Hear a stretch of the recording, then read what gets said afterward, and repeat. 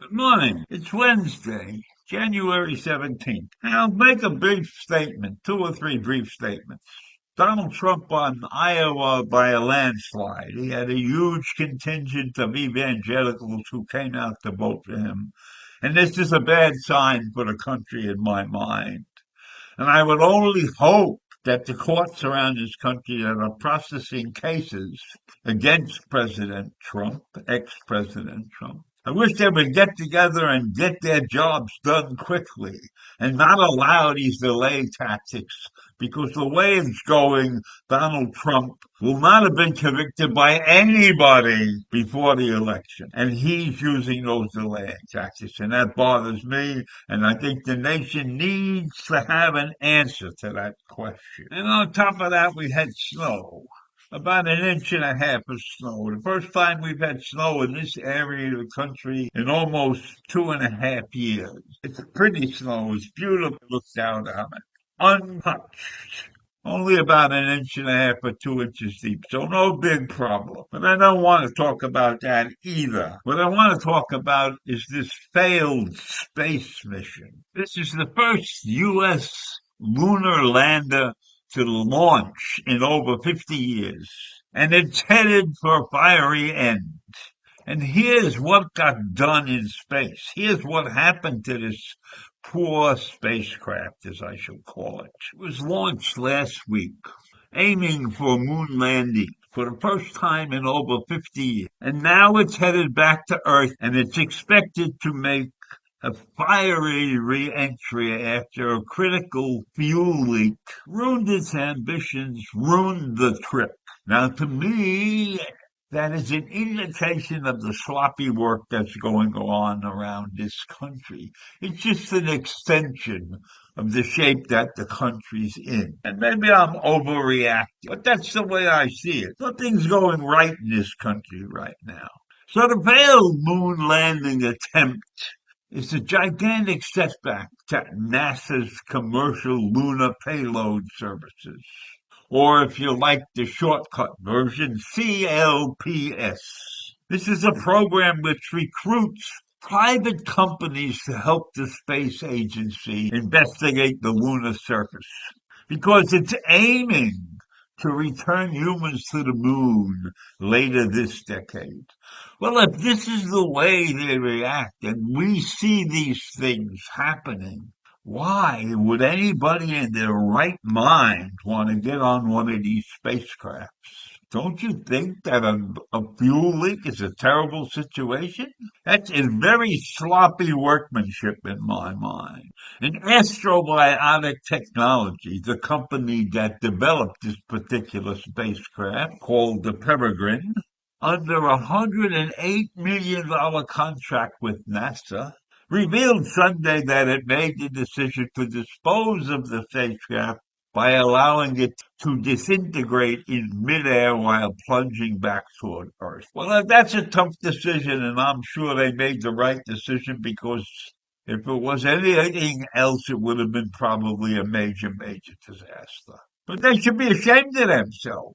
$108 million pissed away on a fuel leak. I'll bet you that the investors in this thing are going to write this off and get a tax break. I don't think they should be allowed to get a tax break when they screw up, when they build something that's broken in a sense. So $108 million and we're going to foot the bill for that. That doesn't seem fair to me. And on top of that, they believe that the spacecraft could have stayed up there for another couple of weeks. And then maybe they could have changed the orbit to miss the Earth or something like that. All of those are dicey decisions. If they guess wrong and this thing doesn't come down where it's supposed to, and it doesn't disintegrate while it's flying towards Earth, it could be disaster. It'd be like having an atomic bomb on the loose.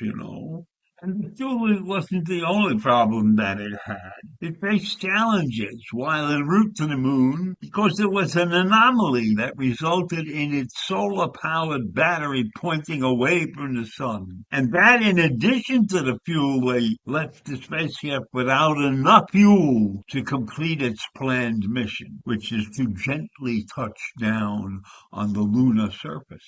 So this was a screwed up job from day one.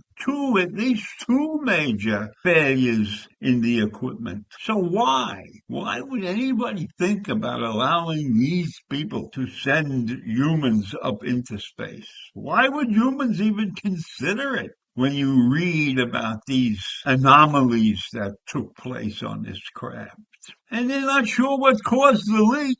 But Astrobionic and NASA are going to give news conferences about this episode at some point in time. And then Astrobionic CEO John Thornton says in a Sunday statement, "It's a great honor to witness firsthand the heroic efforts of our mission control team overcoming enormous challenges to recover and operate the spacecraft." That's what they got paid for. That's what they're supposed to do. And we're lucky that this thing happened because I don't believe that this company is capable of producing a foolproof shot at landing in the moon. Not when something like this goes so wrong. So wrong. Compasses pointing in the wrong direction, leaking fuel. I mean, that's amateur work. It's $108 million pissed away. And then they claim the mission has already taught us so much and has given me great confidence in our next mission to the moon that will achieve a soft landing. Who's he kidding? Who is going to go on a ship produced by these guys? Astrobiotic is living in a dream world. Why in the world would anybody put their life on the line to fly with these guys? No matter what the CEO says, no matter what anybody else, what amount of bullshit they tell you, why would you trust them? To have two dangerous things happen on the same flight, leaking fuel, pointing in the wrong direction. You're liable to try to go to the moon and end up on Uranus or something like that. Nobody should be thinking about flying with these clowns. Astrobiotic should be punished and put out of business. And I feel sorry for the people that lent them the $108 million. So have a great day. Take care. Bye.